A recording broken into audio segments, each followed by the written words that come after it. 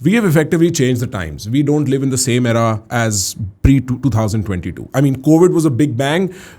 AI is a bigger bang, and it's going to change the way everything works. We have the hindsight because computers came and we all underestimated what that's going to do, and then the internet came and we all underestimated what that's going to do, but we live with the consequence of how they scaled.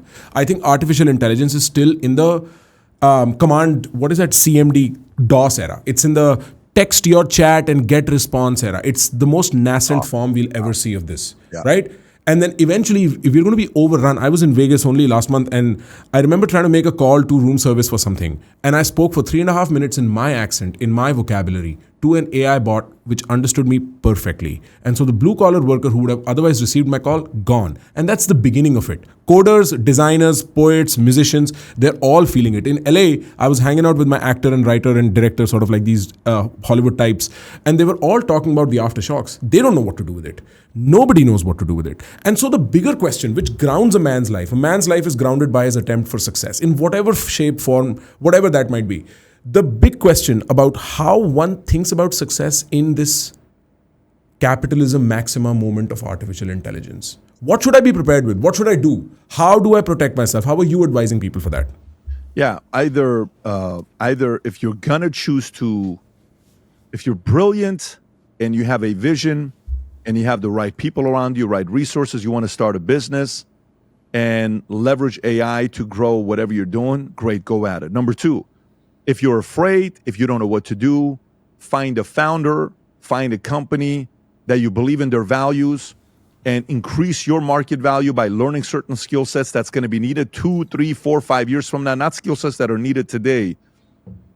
And then that's your way of locking yourself in long term. But I'll tell you the last thing with AI.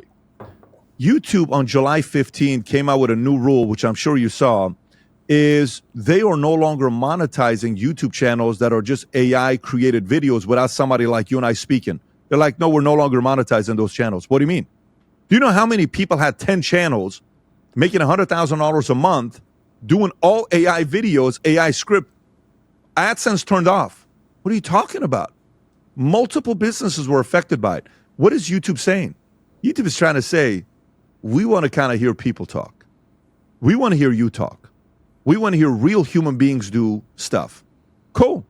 Now, YouTube could have said, oh, keep doing it. Then they're saying this, we don't care if it's team people or team AI. We're team money. But no, YouTube said, we're team people. That's good. So as long as people are team human and not just going team AI, that's going to be there. The other thing I would tell you is the following. The reason why I chose to sell life insurance, when I was coming up, I could have sold real estate because every one of my friends went into real estate and mortgages, most of them. Some went into pharmaceuticals. Some went into selling clothes. Some went into selling cell phones. I went into selling life insurance. And a lot of people would ask me, why'd you sell life insurance? I said, because people don't, wake up in the morning. People buy a real estate property. They're not sold. They buy a house. They buy a car. They buy clothes. They buy everything. But nobody buys life insurance. 99% of people that own life insurance, they were sold life insurance. Who the hell wants to wake up and talk to a person about what's going to happen to your family when you die? Nobody. Somebody comes and knocks on your door. You say, not interested, not interested, not interested. Come on in. And then they sell you $1 million life insurance policy and they say, leave my house. It has to be sold. There is no AI that's going to replace selling life insurance. None. There isn't, because there is a build and report human nature to it. So, but real estate could replace a realtor. AI could replace a mortgage broker. AI could replace somebody, and it's already doing it. So I wanted to choose to sell a product that needs to be sold. That was one. The last thing I'll tell you here that's within this same exact context is the following.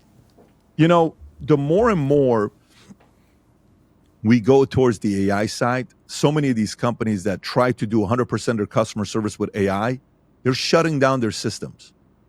So they went 100% AI, and they're coming back, and they're realizing clients want to talk to human beings. So they're coming back not 100%, but they're like, no, we got to be 50-50. We still need human beings. People still want to talk to human beings. That special touch of us, if right now you saw UFC come out and robots were fighting robots, Would it be interesting? Maybe. No. Is it as interesting as a human being fighting a human being? There's something about it, because we all can get killed. So a mortal person's fighting another mortal person. Man, I want to watch that. Who's the tougher guy? Who's the tougher robot?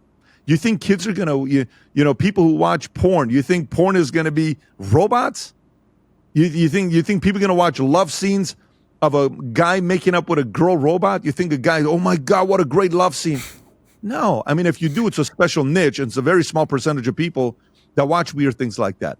We want robots. You think a love story, oh, he fell in love with the AI robot. You think these new robots that are going to come out and you can make their butt look like any way you want them, their breasts, their face, their lips, their hands, their feet. And for women, you can make them look any way you want them to make them look, their hands, their feet. You know what I'm saying? Anywhere. All right. Now what? He doesn't love you. She doesn't love you. You told them to love you. You know it's fake. Versus somebody you like, you pursue, and you get them to like you. And now there is something there. That's hard. There was an effort put there. I think I do believe we're going to get to a point that robots are going to be ruling the world, and the person that has the most robots and can call the shots, people are going to be in a very different kind of a place. I do think the concern is the amount of control they're going to have around people, and I think some countries are going to fully go to that direction.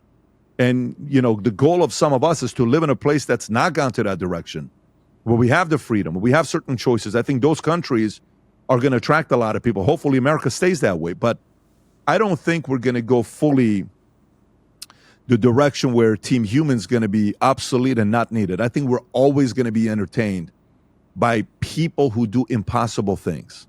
We're always enamored by that. Nobody's enamored by a robot that does an impossible thing. You're not, oh, okay, what ChatGPT did. All right. But if somebody can remember 78 facts about something, you're like, whoa, who are you? You did that yourself? Man, that guy's smart. Hey, ask ChatGPT anything. Nobody goes around saying, look how smart ChatGPT is. It's not impressive. It's a robot. Right. But a human being, different story.